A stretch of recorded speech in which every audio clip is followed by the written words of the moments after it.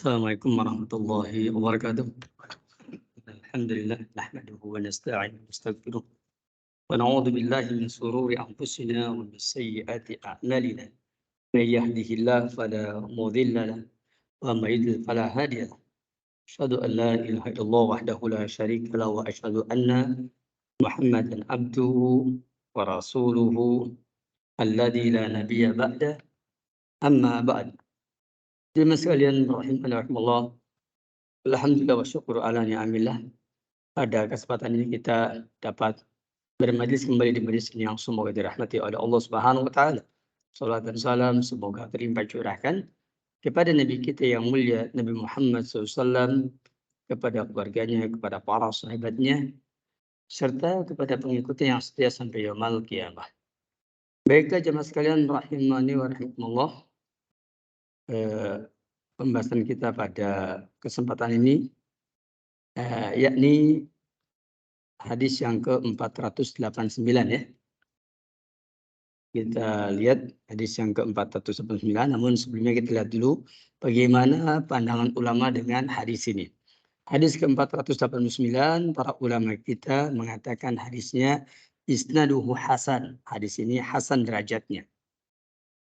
Artinya hadis ini masih bisa diamalkan.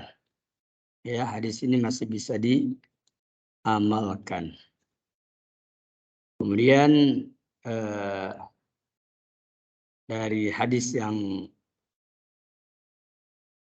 akan kita bahas ini bisa cukup panjang ya. Saya bacakan qala al-Imam Al-Bukhari rahimahullahu taala. Kata Imam Bukhari, hadatsana Sulaiman bin Harbin. Qala hadatsana Hamad bin Zaid an Asim an Abi Duha. Dari Asim dari Abu Duha.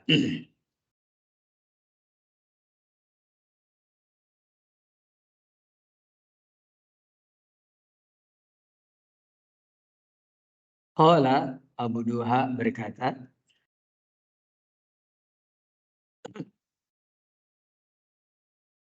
ini riwayatnya kemarin sudah kita bahas ya. Sepertinya sudah kita bahas kemarin, tapi tidak mengapa kita ulangi lagi. Ijtama Masrukun wa Syutair ibnu Syakl. Disebutkan bahwa Imam Masruk dan Syutair ibnu Syakl bertemu di masjid. Saya bacakan dulu judulnya ya. Judul babnya apa ini?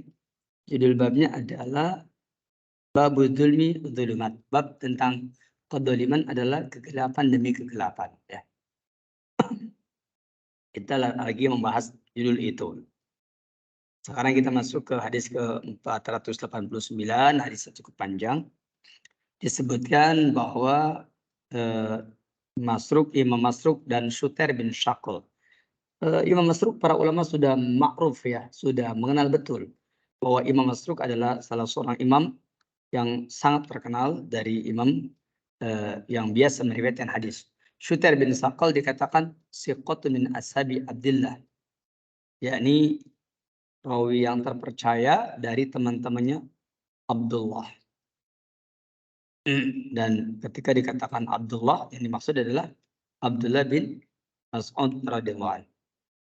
Adrak al-jahiliyah, dia mendapati masa jahiliyah, mata fi wilayati Ibnu Zubair, dia meninggal dunia yaitu dalam kekuasaan Abdullah bin Zubair atau Ibnu Zubair. Masruk dan Syutair bin Syakl berkumpul di masjid, yakni bertemu di masjid. Kemudian ya, fataqawwada ilaihima, ya, fatuqawwidu ilaihima hilakul masjid. Lalu ya, yakni halaqah di masjid berkelompok-kelompok dan berkumpul di sisi Masruk dan Syutair bin Syakl. Saya ulang lagi, ini kalau nggak salah kemarin sempat kita bahas ya. Kemudian faqala Masruk berkata, la araha ula yastami'una ilaina. Ya, aku lihat mereka ini ya, tidaklah mereka ini mereka kumpul kepada kita illa melainkan liyastami'u minna khairan. Tujuannya supaya mereka bisa mendengarkan kebaikan dari kita. Ini kata Imam Masruq. Dia berkata kepada Syuter bin Saqal. Syuter bin Saqal. Yang tadi sudah disebutkan, dia adalah perawi sikot dari temannya Abdullah bin Mas'ud. Kemudian, wa imma an tuhaddisa an Abdillah, maka Imam Masruq, beliau berstrategi bilang kepada temannya, yaitu Syuter bin Saqal. Bisa jadi kamu yang menceritakan dari Abdullah bin Mas'ud, Pak Usaddiqoka. Lalu aku akan membenarkan kamu. Ya, Pak Usaddiqoka ana. Wa ima, dan bisa jadi an uhadisa an Abdullah. Atau bisa jadi saya yang berbicara dari Abdullah, yakni dari Abdullah bin Mas'ud. Maka Pak Usaddiqani. Maka kamu harus membenarkan aku. Artinya apa? Ini memberikan isyarat bahwa keduanya saling apa? Saling menguatkan. Dan begitulah seharusnya seseorang di majelis ilmu, kalau di sana ada dua ahli ilmu, mereka tidak boleh saling apa? Saling menjatuhkan. Ya, hendaklah mereka saling apa? Saling menguatkan. Tidak boleh saling menjatuhkan. Kemudian, faqala, maka Masruq berkata, hadis, ayo bertahdis ya Aba Aisyah. Bertahdislah kamu wahai Abu Aisyah. Ya, wahai Abu Aisyah. Qala, maka dia mengatakan, hal sami'ta Abdullah yaqul, apakah engkau pernah mendengar Abdullah itu berkata, al-ainani yazniyani, bahwa dua mata ini dapat berzina. Yakni dua mata ini berzina. Maka ya kata-kata al-ainani ya tazniyani, bahwa dua mata berzina, kita semua tahu bahwa zinanya mata adalah memandang. Sebagaimana zinanya tangan adalah memegang, dan zinanya kaki adalah melangkah. Al-ainani tazniyani, bahwa kedua mata yakni memandang, ya, dua mata berzina, dan zinanya mata adalah memandang. Kemudian ketika dia mengatakan demikian, wal yadani, dua tangan, yazniyani, juga berzina. Berzina dengan cara apa? Ya, dengan cara memegang. Wal jalani, dan dua kaki, yazniyani, yakni berzina. Bagaimana berzinanya? Melangkah. Berjalan, melangkah.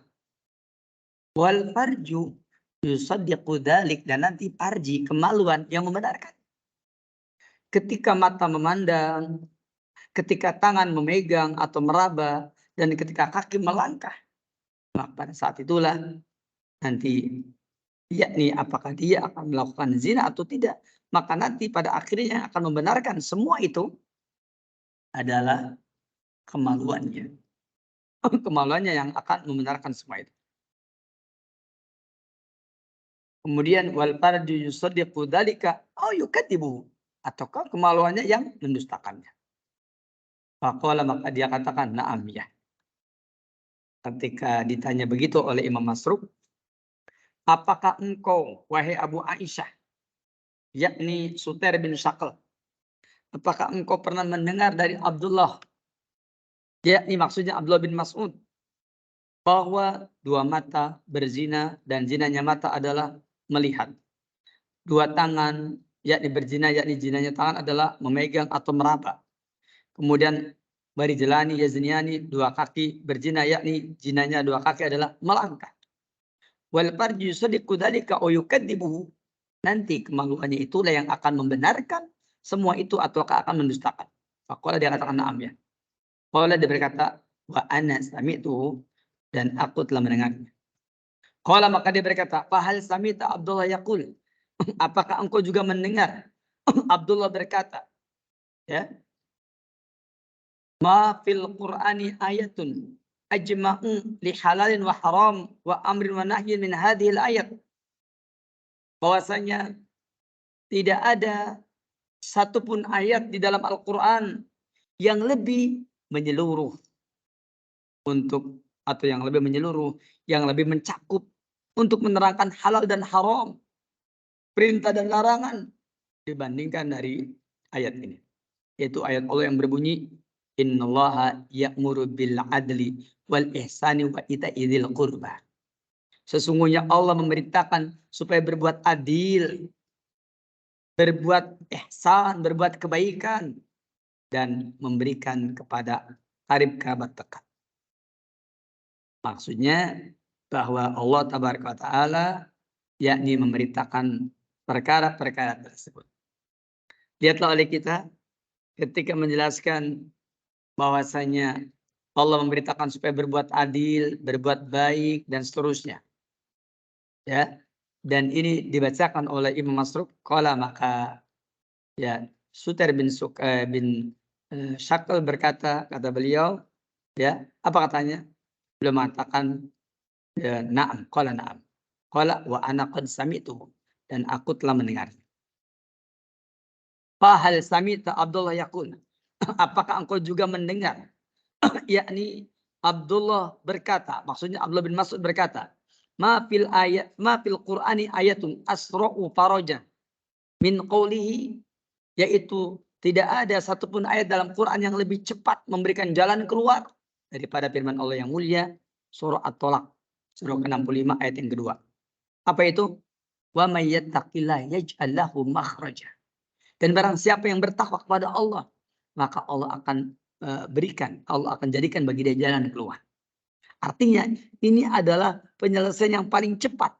Bagaimana caranya menyelesaikan berbagai macam kemelut dalam hidup ini? Jawabnya Pak, bertakwa. Saya sudah menyampaikan bahwa Allah berfirman, apa katanya? Walau anna ahlal qura amanu wattaqau lafatahna alaihim barakatim minas samai wal. Dan seandainya penduduk suatu negeri mereka beriman dan bertakwa, lafatahna alaihim barakatim minas samai wal ard, niscaya kami akan bukakan pintu-pintu keberkahan dari langit dan bumi. Maka firman Allah yang mulia ini dalil bahwa ketakwaan merupakan sebab terbukanya pintu-pintu keberkahan.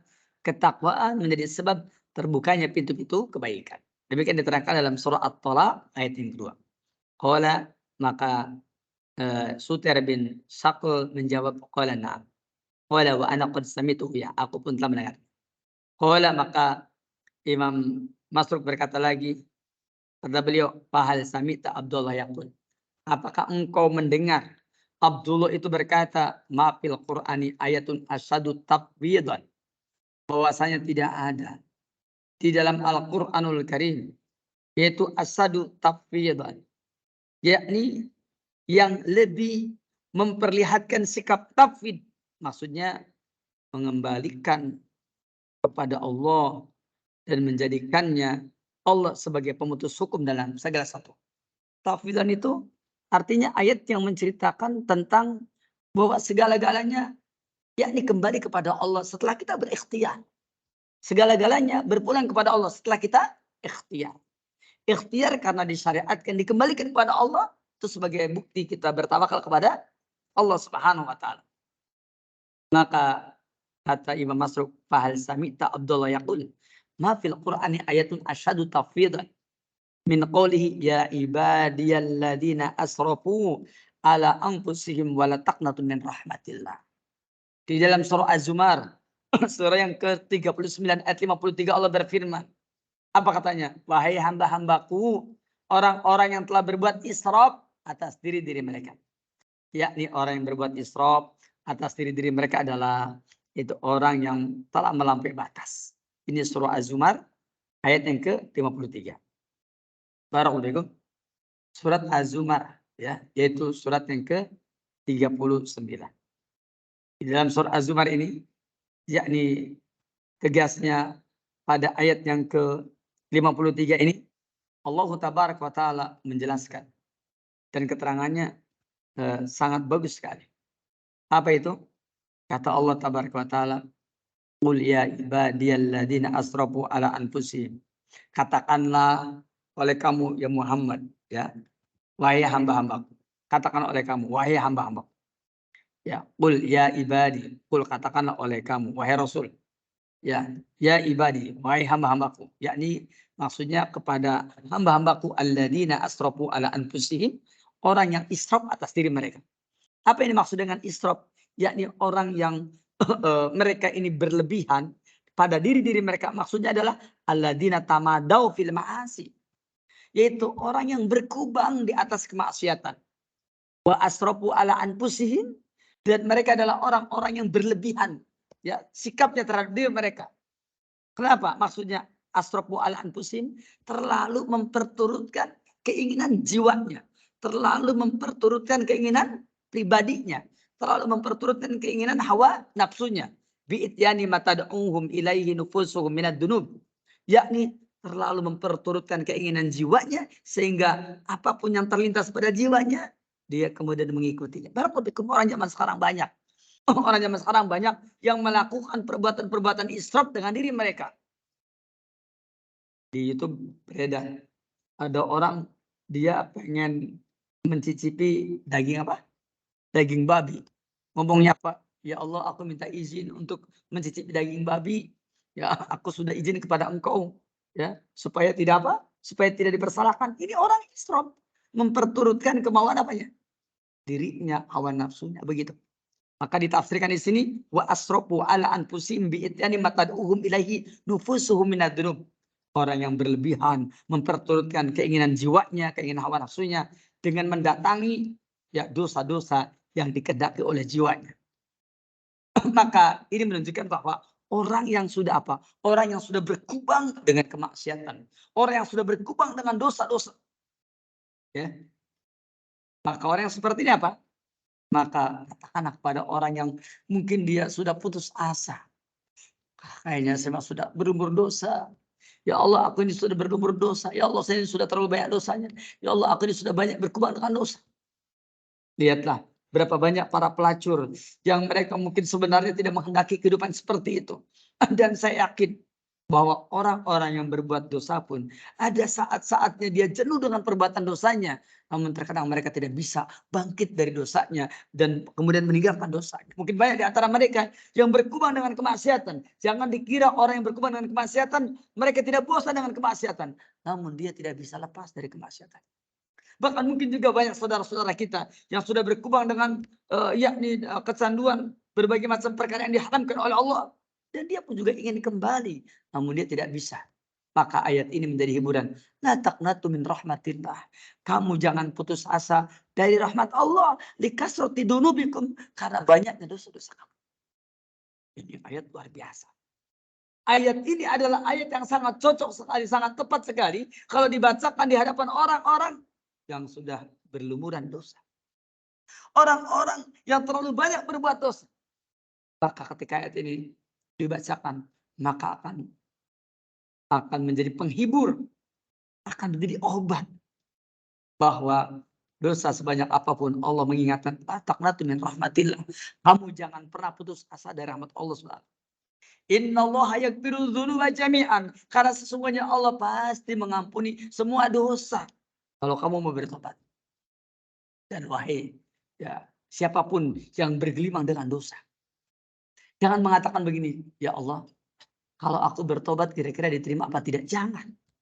Di balik Allah itu sudah pasti akan menerima akan menerima tobatmu dari dosa-dosamu sebanyak apapun. Paling permasalahannya adalah ya, hal anta turid antatu.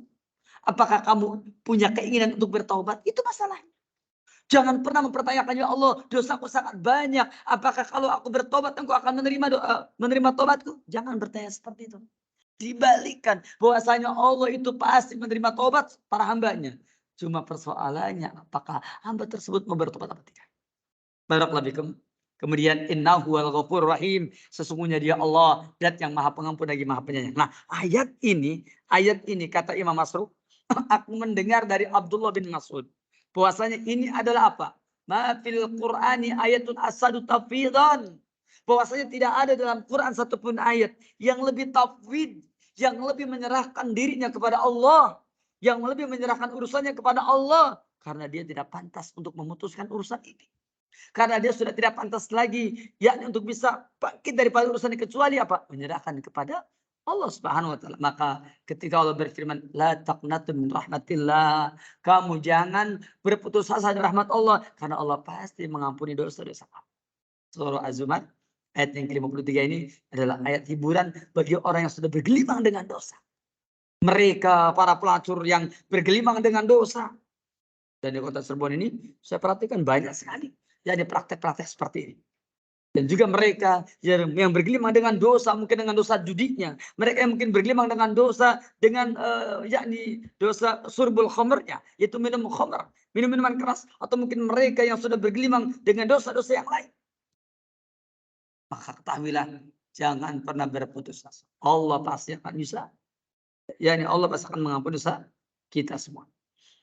Kemudian, maka kata Imam Suter bin Saqal, na'am ya. Qala wa ana sami'tu. Dan aku memang sudah mendengar. Hadis ini, yakni hadis yang derajatnya hasan. Dan hadis ini sangat bagus sekali. Untuk apa? Untuk dijadikan dalil yang menguatkan setiap kita ketika kita menghadapi perkara-perkara yang luar biasa. Ketika kita penuh dengan dosa. Ketika kita jadi dipenuhi dengan dosa-dosa. Maka hendaklah kita baca firman Allah yang mulia ini.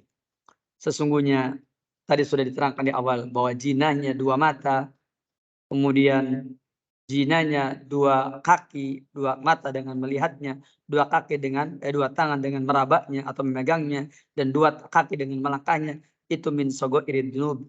Itu termasuk dosa-dosa kecil, ya, allati tughfaru bil hasanat, yang mana dia dapat diampuni dengan sebab kebaikan-kebaikan.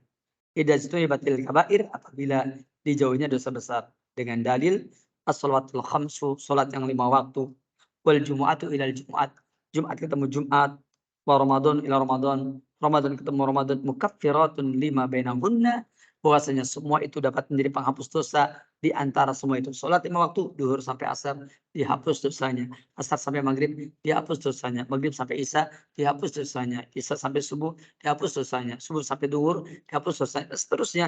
Itu semuanya merupakan penghapus dosa. Begitu pula Jumat ketemu Jumat, dan dihapus dosanya. Apalagi kalau kita melakukan ibadah khusus, bisa Jumat ketemu Jumat ditambah dengan 3 hari. Kemudian yakni Ramadan ketemu Ramadan juga dihapus dosanya. Mukaffiratun lima bainahunna. Ini jatuni batil kabair, apabila dijauhinya dosa besar. Dalam riwayat Muslim yang lain dikatakan malam tubsya al kabair, yakni sepanjang dia lam tubsya kabair, yakni tidak termasuk orang yang tenggelam dalam dosa besar. Selanjutnya juga dari hadis ini fihi syana'atul bagi al-madkur fil ayat. Ini menunjukkan bahwasanya buruknya yaitu bersifat bagiun, yakni bersifat dolim, sebagaimana yang tadi diterangkan di dalam ayat tersebut. Yakni karena sesungguhnya apa? Di dalam ayat tersebut yakni ajma' lil halal wal haram wa amr wa nahi. Di dalam ayat tersebut ya meliputi tentang halal dan haram, kemudian meliputi tentang perintah dan larangan. Di antaranya Allah memerintahkan kepada kita supaya berbuat adil. Maka orang yang berbuat adil tentu saja lawan dari adil adalah berbuat dolim. Dan dolim kepada diri sendiri, yakni ketika orang tersebut berbuat dosa, berbuat maksiat, memakan yang haram, itu merupakan bukti kedoliman kepada diri sendiri. Ya, kemudian yakni melanggar larangan, itu merupakan kedoliman terhadap diri sendiri. Mengabaikan perintah itu merupakan kedoliman terhadap diri sendiri. Ya, seperti itu. Dan mengharamkan yang dihalalkan itu merupakan kedoliman kepada diri sendiri. Sudah Allah halalkan, diharamkan juga. Kemudian begitu boleh diterangkan bahwasanya wal bagyu huwa alladhi yusabbibu naqbat wal wailat wal ajmat alal mustama. Karena sesungguhnya berbuat al bagyu yakni berbuat kedoliman. Al bagyu wa al-zulmu. Al bagyu dan kedoliman menjadi sebab timbulnya apa? Yakni timbulnya sesuatu yang mencelakakan, timbulnya kesempitan, timbulnya problematika yang terjadi pada masyarakat. Ini merupakan sesuatu yang perlu kita ketahui bahwa sesungguhnya apa yang kita lakukan dari kedoliman itu memberikan efek buruk ya, efek negatif ya bagi kita semua. Makanya kita jangan melakukan perbuatan tersebut. Kenapa? Karena itu memberikan efek buruk. Nah, di sini kita tidak boleh berbuat dolim. Kenapa? Karena dolim itu menjadi sebab adanya nakbat. Apa itu? Sesuatu yang menimbulkan bencana, sesuatu yang menimbulkan sesuatu yang akan menyengsarakan. Itu adalah kedoliman. Kedoliman bisa menimbulkan nakbat, yakni bisa menimbulkan sesuatu yang menimbulkan bencana, bahkan al-wailat, sesuatu yang dapat mencelakakan. Ya. Sesuatu yang dapat mencelakakan itulah dia, yakni perbuatan apa? Perbuatan kedoliman. Dan begitu pula bahwasanya perbuatan kedoliman, yakni itu dapat menimbulkan beberapa perkara yang lain, yang mana siapa di antara kita yang bisa mengupayakannya, maka insya Allah akan tidak timbul masalah. Dan timbulnya ajimat, timbulnya krisis yang terjadi, kesulitan-kesulitan yang terjadi itu sebenarnya dengan sebab kedoliman. Seperti di zaman sekarang ini umpamanya, kenapa timbulnya krisis internasional. Saya perhatikan sekarang ini dunia sedang dalam keadaan krisis, krisis perekonomian dan seterusnya. Ya, krisis yakni kepercayaan, krisis mentalitas, yang lebih dahsyat lagi krisis agama. Sekarang ini di dunia dalam keadaan seperti ini. Dan kita tahu sebenarnya semua dari krisis itu adalah muaranya ada pada satu hal, yaitu krisis agama. Di mana mereka tidak mau beriman kepada Allah, kepada Rasulnya, yakni masuk Islam. Dan mereka tidak mau bertakwa, yakni tidak mau beribadah kepada Allah SWT. Maka yang seperti ini, kalau mereka yang masuk Islam, maka dapat membaguskan keislamannya. Ya, dan kalau mereka yang sudah masuk Islam atau mereka yang yakni sudah dari dulunya Muslim, maka hendaklah komitmen dengan agamanya. Inilah yang akan menyebabkan mereka mendapatkan banyak sekali kebaikan-kebaikan. Jadi kedoliman itu akan menjadi sebab timbulnya bala bencana, timbulnya perkara-perkara yang membahayakan, yang mencelakakan, timbulnya krisis, timbulnya problematik yang sangat panjang pada masyarakat. Ini semua dengan sebab kedoliman-kedoliman. Makanya di sini ayat Allah yang mulia ini, Innallaha ya'muru bil adli wal ihsani wa ita'i dzil qurba, menceritakan kepada kita bahwa kita wajib bersikap adil. Dan adil adalah lawan daripada kedoliman. Yang keduanya al-ihsan, bahwasanya obat orang itu obat dari apa? Obat dari perbuatan adil perbuatan dolim adalah al-ihsan, berbuat baik. Berbuat baik itu adalah al-ihsan, yakni berbuat baik kepada orang lain meskipun orang lain tidak berbuat baik. Kita harus bisa berbuat baik kepada orang yang orang tersebut terus-menerus berbuat buruk kepada kita. Maka inilah ajaran Islam, yakni mengajarkan kepada kita memiliki sikap yang luar biasa. Dapat berbuat baik kepada orang lain meskipun orang lain senantiasa berbuat buruk kepada kita. Yakni Abu Ahmad Al-Hakim Al-Hamdani, seperti yang dinukil oleh Imam Ibnu Katsir dalam kitab tafsirnya, beliau mengatakan ketika menerangkan apa itu ihsan, beliau mengatakan ihsan itu adalah orang yang dapat berbuat baik kepada orang lain meskipun orang lain terus berbuat buruk. Dan lihat oleh kita Islam, bagaimana Islam senantiasa berbuat baik kepada orang kafir meskipun orang kafir banyak yang selalu membuat masalah, selalu bikin problem kepada kita. Namun kita tetap berupaya untuk berbuat baik kepada mereka. Kemudian begitu pula wa ita idil kurba, dan memberikan kepada dil kurba, kerabat dekat. Artinya berbuat adil, yakni berbuat baik, maka hendaklah pertama kali yang harus kita berikan wa ita idil kurba kepada orang yang memiliki hubungan kerabat. Oleh karena itu para suami, berbuat adillah, berbuat baiklah yang pertama kali di antara manusia kepada orang yang terdekat dengan dirinya. Siapa? Tentu kepada kedua orang tuanya. Pada kedua orang tuanya berbuat baiklah. Pada orang tuanya berbuat adillah. Berbuat baiklah. Walaupun orang tua kita berbuat buruk terus pada kita tetap berbuat baik.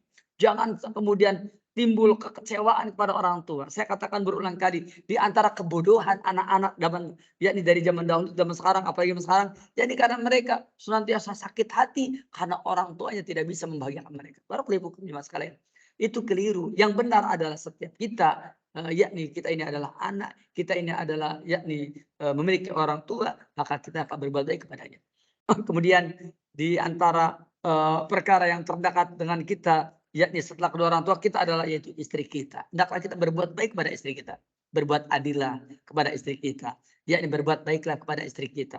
Maka insya Allah Taala ini akan menjadi kebaikan untuk kita semua dan akan timbul yakni keberkahan di dalam kehidupan. Juga wafihi jawadu iniqadi halaqatil ilmi fil masjid. Ini jadi dalil bolehnya yaitu adanya halaqah ilmu di masjid. Justru halaqah ilmu yang utama adalah di masjid. Belajar ilmu di masjid lebih utama daripada belajar ilmu di madrasah-madrasah. Belajar ilmu di masjid lebih utama daripada belajar ilmu di majelis-majelis taklim. Kenapa? Karena dari zaman dahulu pun majelis ilmu yang telah melahirkan ulama-ulama besar dari kalangan sahabat Nabi dan juga penyebar ilmu yang luar biasa. Siapa? Abu Hurairah, ya kan? Abu Hurairah belajar di mana? Di masjid. Tinggal di mana? Tinggal di masjid. Di serambi masjid. Jadi sebenarnya kalau sekarang umpamanya, kenapa sekarang timbul banyak masalah? Umpamanya terjadi banyak masalahnya, yakni problematika, walaupun mungkin di pondok pesantren, mungkin di pendidikan-pendidikan Islam. Kenapa banyak problematika? Yakni di antara sebabnya adalah banyak di antara kita melupakan menjadikan masjid sebagai majlis utama. Sesungguhnya ketika kita punya pondok pesantren pun tetap harus yakni harus memasukkan mereka ke masjid dan mereka selama belajar jangan di pondok aja, jangan di kelas aja, harus masuk ke masjid.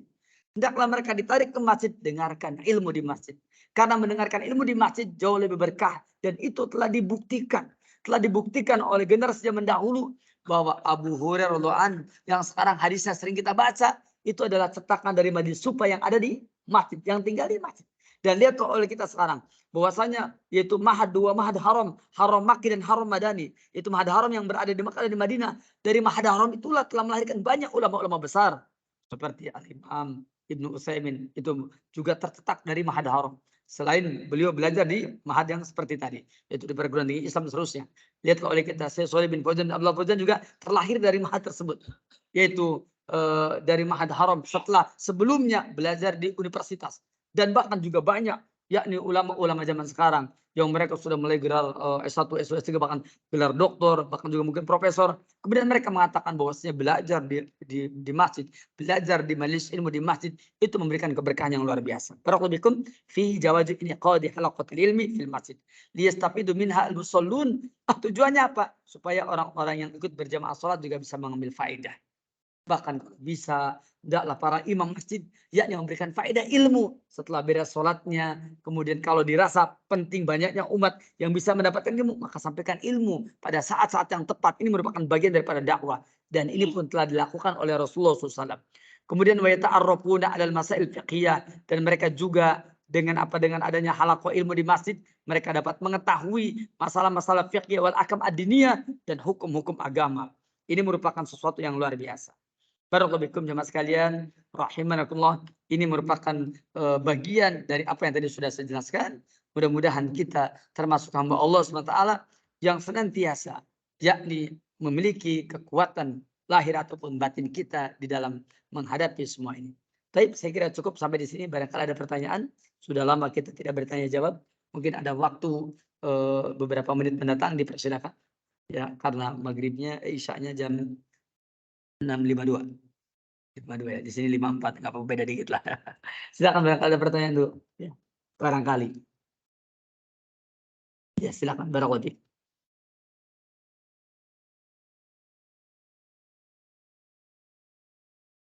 Nah,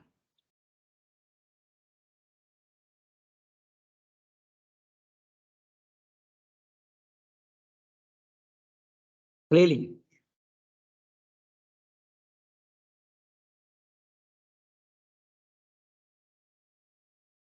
Iya. Nah,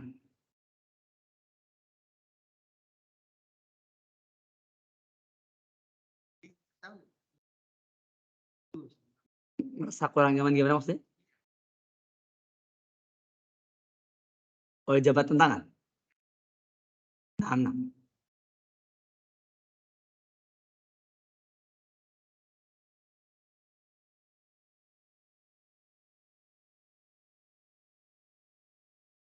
Yang terdekat. Jadi sholat saja di masjid yang terdekat, tidak ada masalah. Sholat di masjid yang terdekat, meskipun ada praktek-praktek yang menyelisih sunnah maksudnya.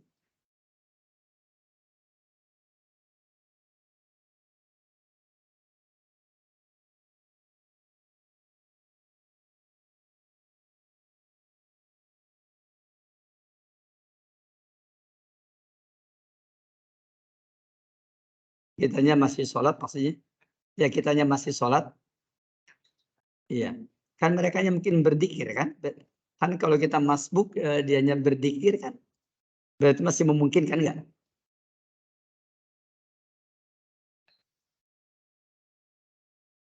Iya, iya,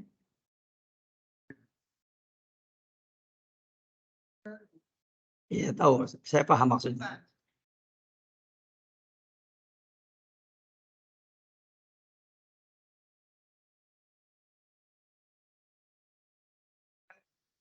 Iya, sutranya masbuk maksudnya ya?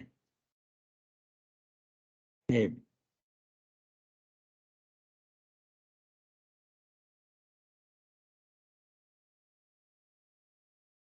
iya,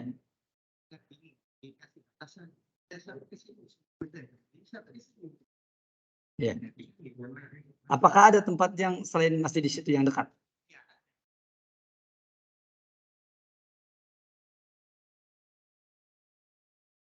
Ya boleh saja kalau memang dekat, masih dekat dari rumah maksudnya?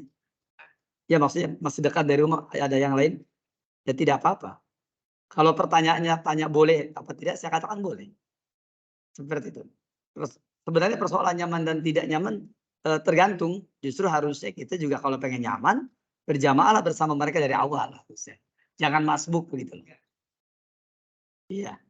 Ya kalau misalkan bicaranya karena masbuk, mungkin yang dibahas bukan nyamannya ya, yang pertama kali, apakah kalau saya masbuk, terus kemudian otomatis masbuk kan berarti dia mantan makmum ya?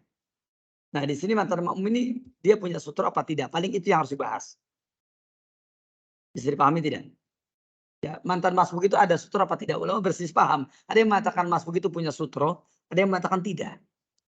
Kenapa? Karena masbuk itu sutronya adalah, awalnya kan dia jadi makmum. Ketika dia jadi makmum, maka imam itu merupakan sutronya di depannya itu. Adapun dia tidak punya sutro.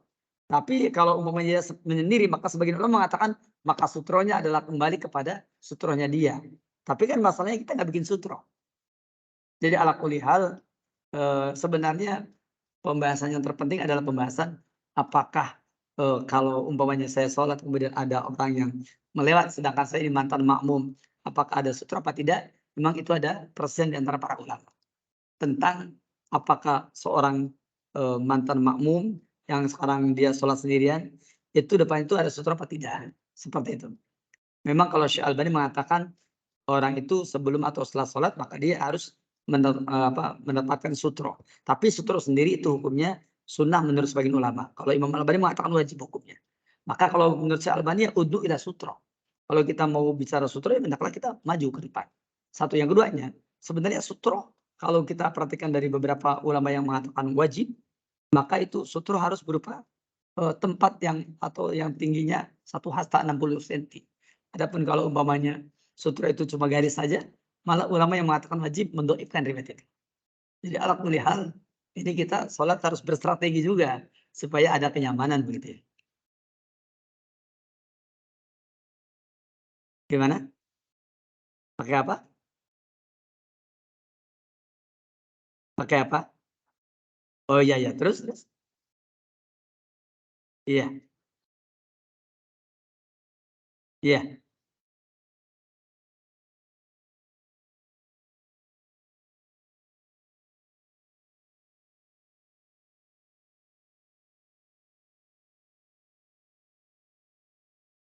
Ya boleh aja, antum di mushola yang itu boleh, di mushola ini juga boleh, nggak ada masalah.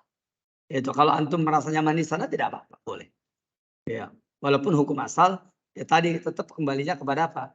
Kembalinya kepada, apa namanya, bagaimana seseorang ketika beribadah dia memang mendapatkan, penyesuaian dengan sunnah Nabi yang mulia.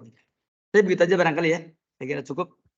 Kita akhiri di sini subhanaka Allahumma bihamdik asyhadu an la ilaha illa anta astaghfiruka wa assalamualaikum warahmatullahi wabarakatuh.